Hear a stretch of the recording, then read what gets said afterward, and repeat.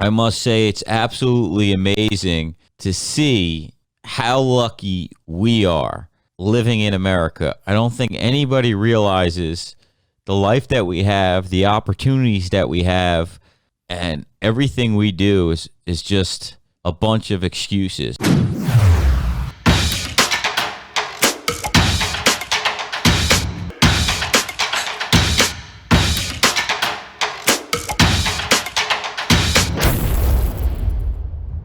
Hello, hello, hello. Welcome to the show. I am back fresh off the boat from Thailand. What's up, everybody? Tonight, we're going to talk about why you should be traveling the world. New to me, but some exciting stuff out there. Want to talk about a couple things before I begin. Today's show sponsor, none other than Achieve Health Alliance. Go ahead and check out the Achieve Health Plan. Got some new solutions actually coming out for you on the reinsurance side to help you win some new business. So stay tuned for that. But we do have a big announcement. We did hire a new representative that was actually with us earlier this year, but he's back in action. Zach Jones, welcome to the show. Not that new of a face, and excited to kind of get going. You know, I want to talk how spoiled brats we are in America. You know, one thing, going to another country, I must say it's absolutely amazing to see how lucky we are living in America. I don't think anybody realizes the life that we have, the opportunities that we have, and everything we do is just a bunch of excuses. Because you look at a country like Thailand, third world country, beautiful country to visit, very different, but shit is far. It's across the world. I mean, it took me 25, 26 hours to get there. Well worth the trip. Fortunate enough, I wouldn't recommend going coach. I did go business class on the longer flight, so I got to go to sleep and lay down, or I would have hung myself on the way over. But that being said, it was worth the trip. There were no Americans there. That was an interesting point. There were no Americans. It was only people really from Russia and the Arabic countries, because in reality, just like Americans go to the Spanish countries, Mexico, things like that, that's where these people go for vacation, for warm weather. But, you know, to go there is just eye-opening and puts you back into perspective to realize of how lucky we are in America. You go there, you see not only how the people live, but more so the fact that there's no opportunity for them to really prosper ever. There's no working hard and being able to live a better life, really, I would say. Do some people do it and make it? You know, I don't know, because I'm not really sure what you do if you have money there, because I don't know how you really get money and start maybe small businesses. But from what I see and people I talked to, had a lot of conversations with people, even people that were just doing nails and cutting hair. I mean, these are people that, oh God, they would clean our clock if they came to America as far as working goes, Zach. They work 14 hours a day, 6 days a week, okay? And I'm not talking about working in an office setting on a laptop or talking on a cell phone like Zach usually does in his pajamas. I'm talking about literally working, manual labor, working 14 hours a day, breaking your ass, and they don't complain about it either. I mean, but us Americans, we just can't seem, and listen, I'm at the top of the list. Zach would tell you, I'm at the top of the list of the crybaby Americans that want to bitch and act like things are bad. Okay, I think we all need John, to what realize. Did that girl make? Oh yeah, I forgot. I forgot. You told me what the girl made in that like 14 hours, and she was doing nails, right? So yeah, 300 baht, which is equivalent to $10. So $10 in 14 hours. Now she might make a few tips or what have you, but $10 is what they pay her. Okay, in 14 hours, guys. And happy as a pig in shit. You know, no complaints. It's just absolutely amazing. Like I said, I'm at the top of the list of whining and complaining. We got to realize, have a little gratitude for the life that we have. And not only that, as insurance brokers, I mean, for crying out loud, a lot of you listening might own a company or are in sales and got it really good. You're not confined to a certain place all day, every day, and have a lot of flexibility. And God damn, do we have it good. Not only as Americans, but as our industry, as insurance brokers, and the way that we're paid, because we're paid fairly well, in my opinion, and having a decent, pretty good lifestyle. What do you say, Zach? Hey, we're overpaid and underworked. We always talk about being comfortable, right? Because a lot of times we're coming to the table and we're saying, hey, we got these different things that we can do with these employer groups and these other shiny objects. And you're like, man, I don't understand. Like, there's like, comfort kills achievement. Everybody's pretty comfortable. If you think about it, they don't have to work 14 hours to make sure that they can pay their light bill. Like, they have money coming in. So if they get out of bed or if they don't, it's not really going to change anything now. There's different people like you, John, where I don't know, even if you got the light bill paid, I think you're still getting up, you got a fire in your belly, which is different. But it just comes down to kind of how you look at things. Like you gotta look at the glass and say, hey man, this is like half full, and everything you do is got to be that. And so it's good to kind of see that eye opener. Like you were pretty shocked when you kind of told me. You're like, man, that's only $10 in 14 hours. I mean, most of us, we go to Starbucks at some time during the day and the bill's more than that. So yeah, I mean, it just puts life into perspective for you. I think you travel. If you guys, anybody watching on the show, go ahead and type below what your thoughts are and where you've traveled in the world. Some of this is obviously a lot newer to me. One thing that was pretty funny out there that you also take away from the culture is also the respect, just in simple things like not throwing garbage on the floor. Okay, Americans, we take advantage of shit. I used to do that when I was younger. I don't do it anymore. I should throw shit out the window. I was like, I used to think it was funny. Open a window, throw the garbage out the window. Oh, it's not my car. I thought that was cool and funny.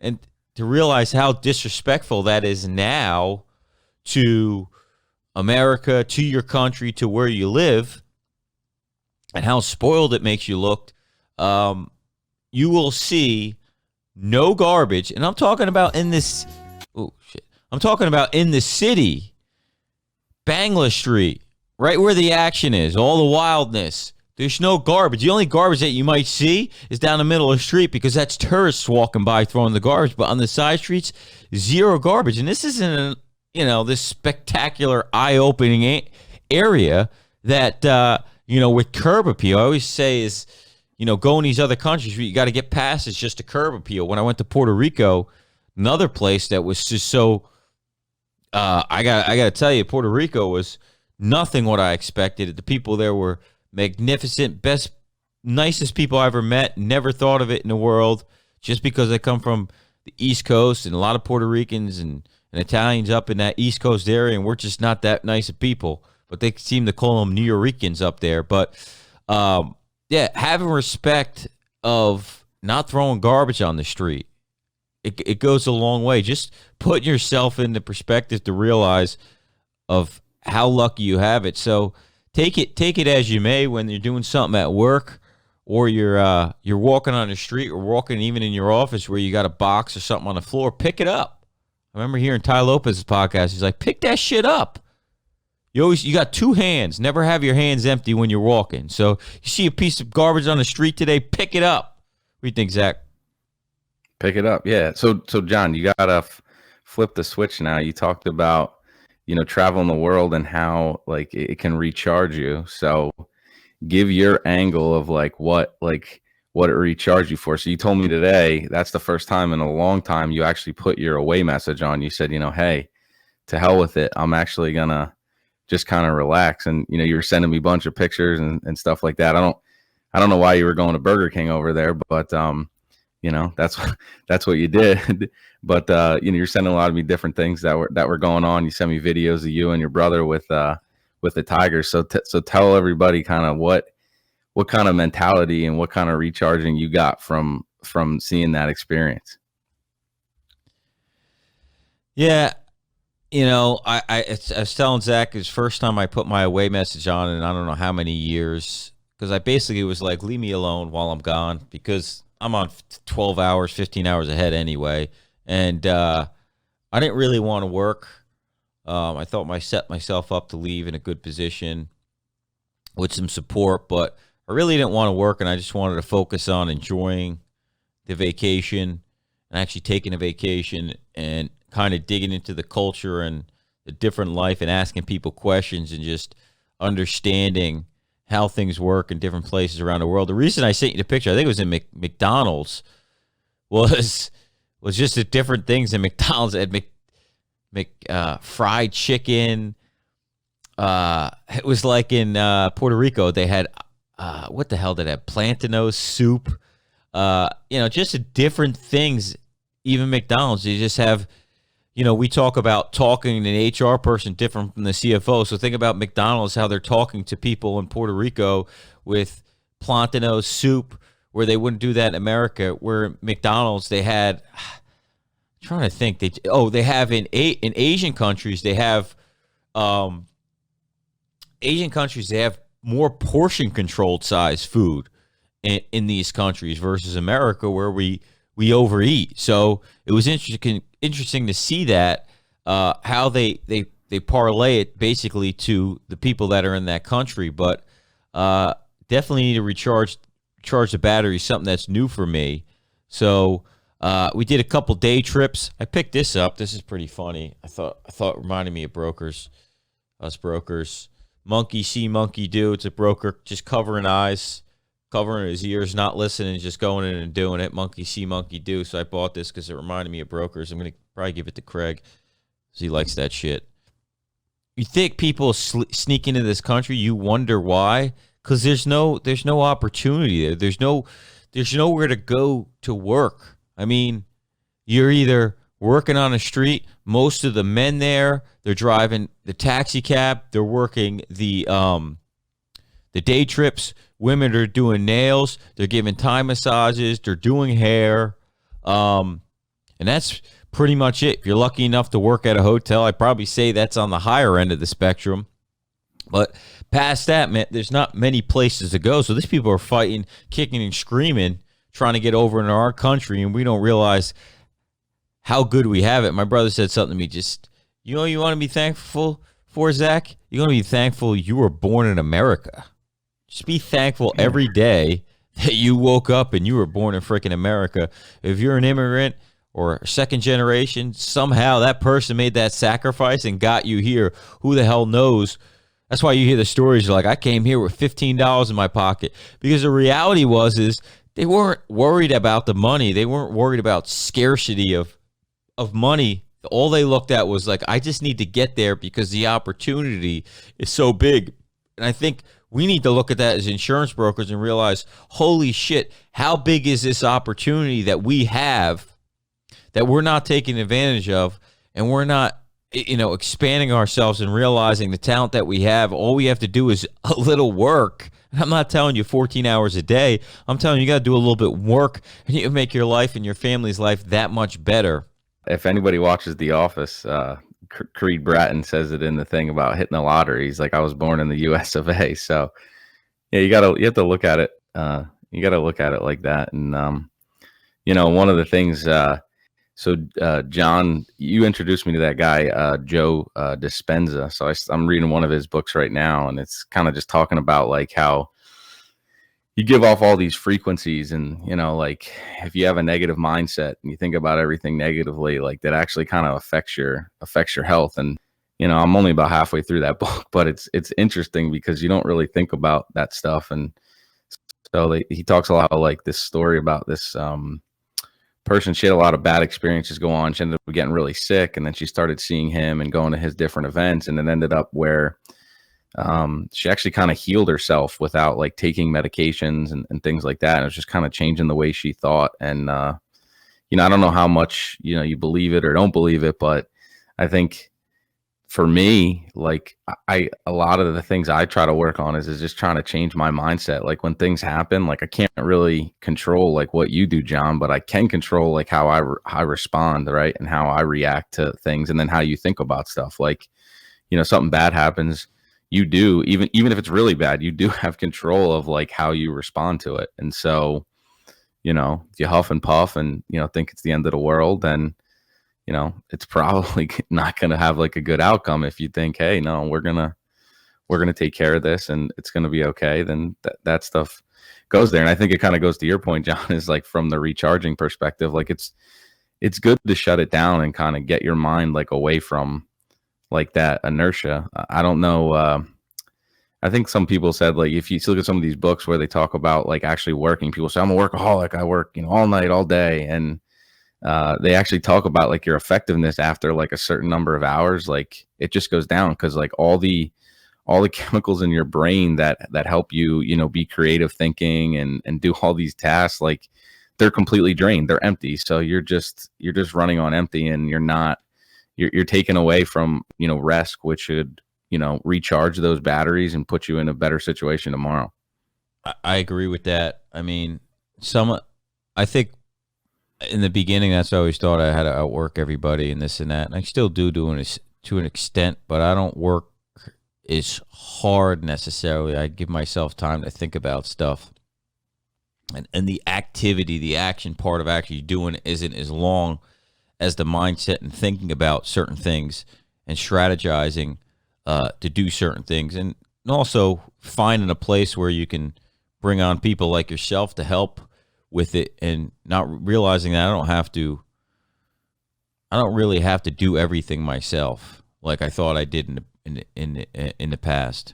Craig says easiest half day. Craig says it's the easiest half day job in America. You ain't kidding.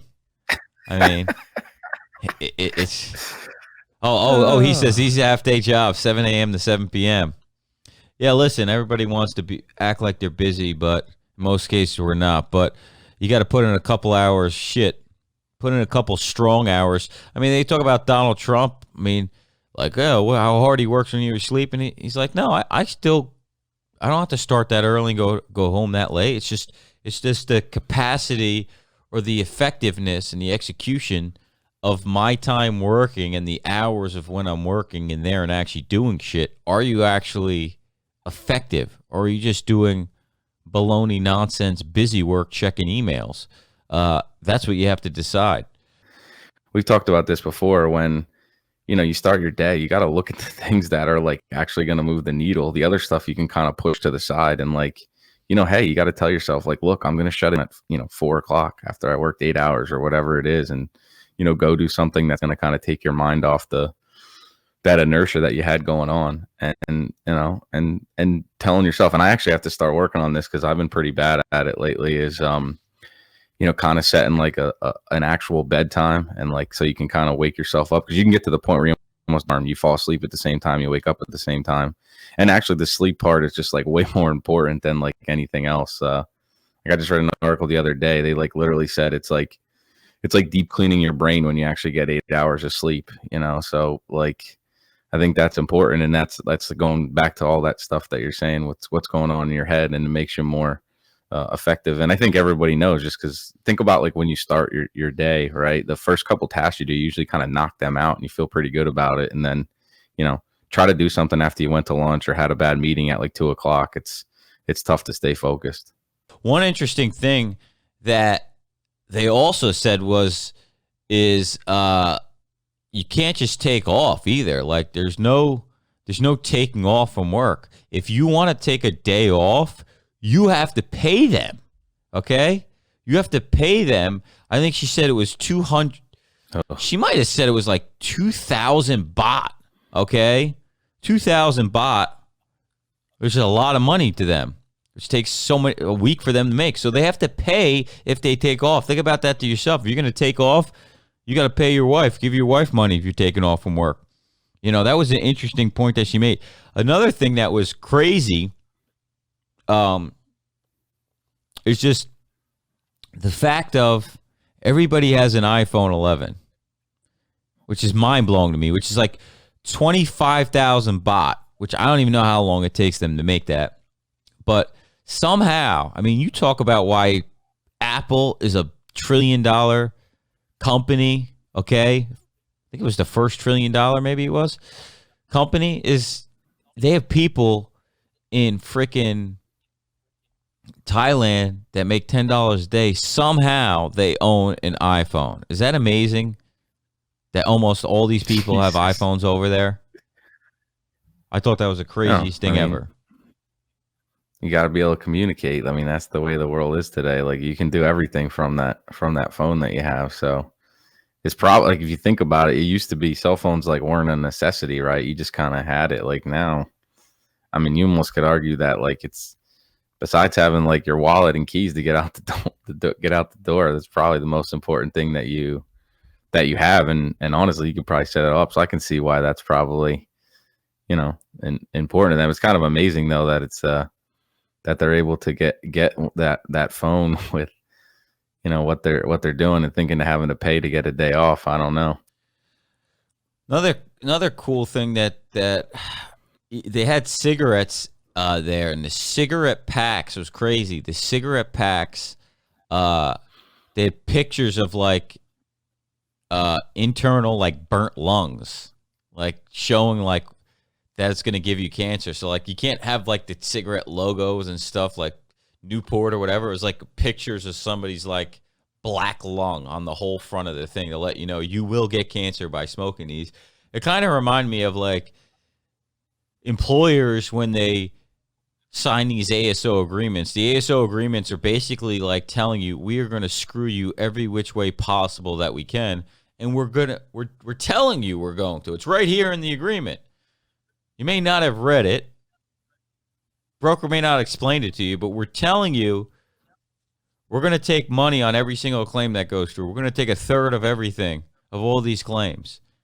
That's what that reminded me of, the cancer cigarettes. But there's people just banging them out, man. A lot of people were smoking in Thailand. In America, it's gone down, maybe because you can't smoke everywhere. One problem I had, too, was they're monks there, so that's their religion, and it just happened to be a certain day. I think, I'm not sure of the religion, but for like 24 hours, they're not allowed to drink alcohol, and they don't serve alcohol either. So, obviously I wasn't going to bed at 12 o'clock. I ran out of booze, was up in my room with my fancy jacuzzi overlooking the pool, went down to get a bottle of wine.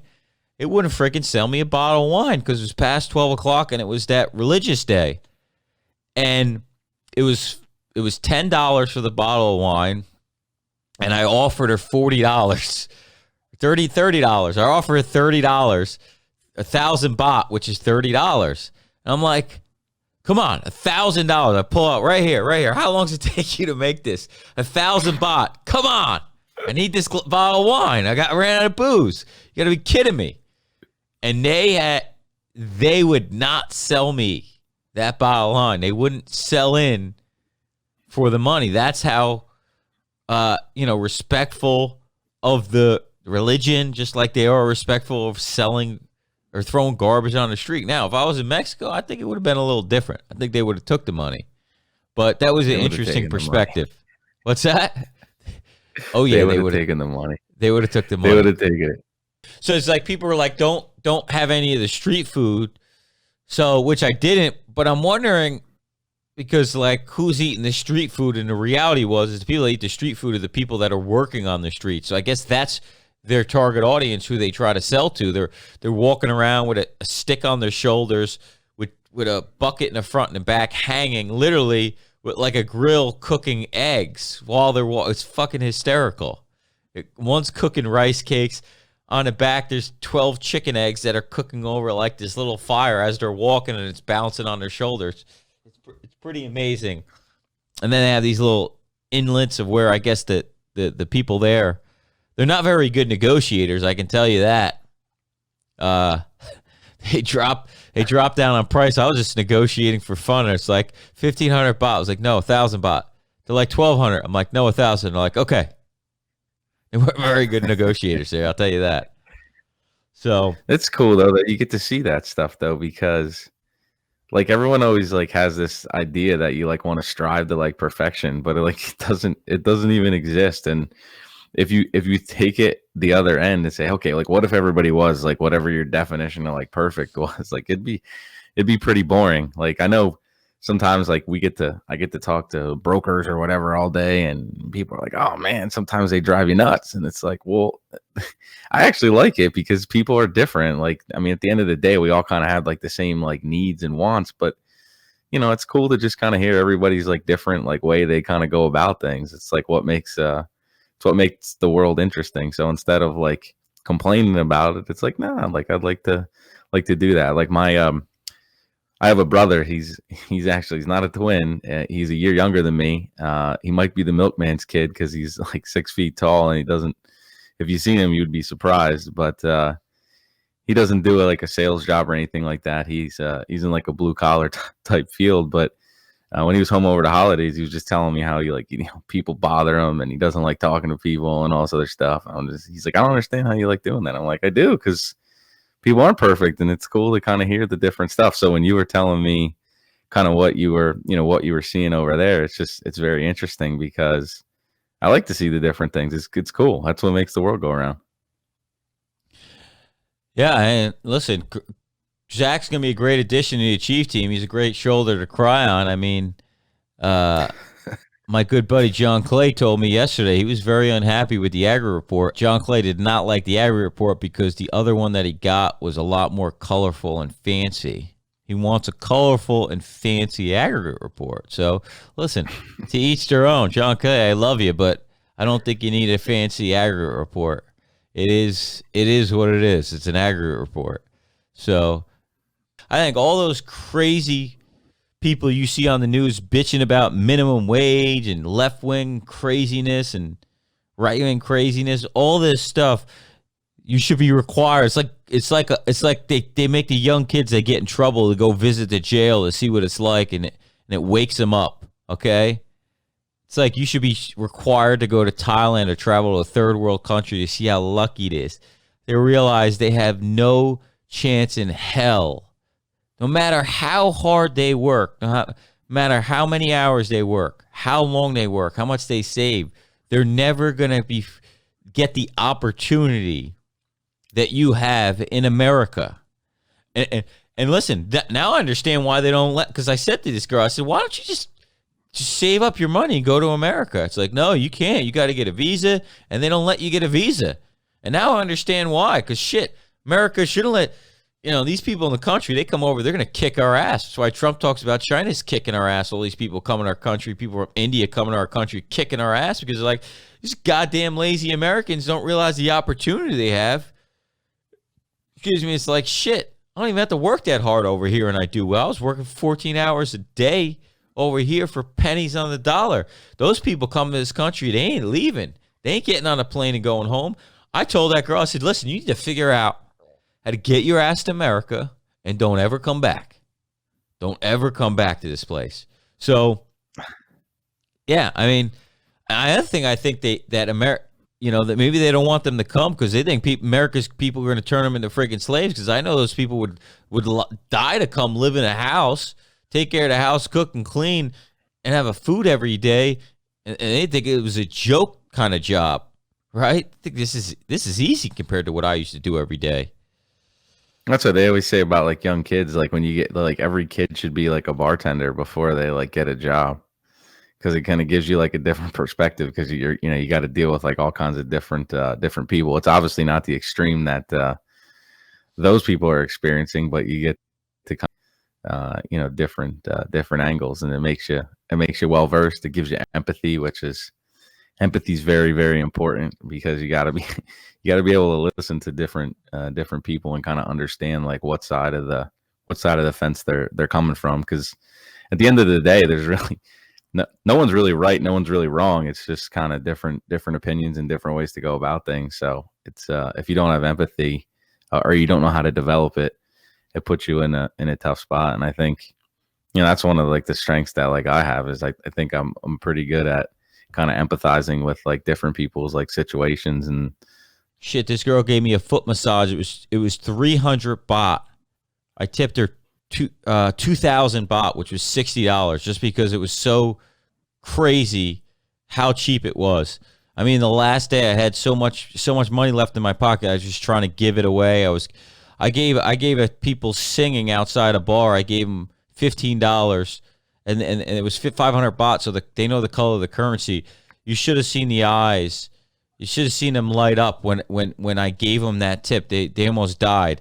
Everybody, if you just tip them, their way of saying hello is like this. I forget the word, but they go like this, and they nod their head down, and yeah, it was really cool just to give a bunch of money away, to be honest, to people. Yeah, I'm trying to think of what else over there. I mean, people giving a tour were great. We got to go to some private islands, do some snorkeling. We drive by what was called Maya Beach, which was in the movie The Bay, but they actually had to close it down because of how much tourism was going there, and they kind of destroyed the coral and stuff like that because of boats going in and out. Got to swim in like a private little area. It was pretty amazing. See the elephants, cheetahs, tigers. Saw the Big Buddha, big ass mountain. Yeah, it was pretty wild. Upcoming trip, I don't know, but I'm definitely going to be traveling again soon. What else can I tell you guys? I think that's it. Zach, what else you want to add? Nah, man, happy to be here. It's always good to get on the show with you. It would have been cool if Craig got on. It's cool to know that. I guess Craig's in Pittsburgh, so he's in the same state, opposite ends. Pittsburgh's a good town, and looking forward to getting going with everybody and helping people out. It's 2020 is going to be a good year, and yeah, it's Zach's new point of contact. You got any questions on the Achieve Health Plan, on the new producer profit sharing captive that's coming out in a week?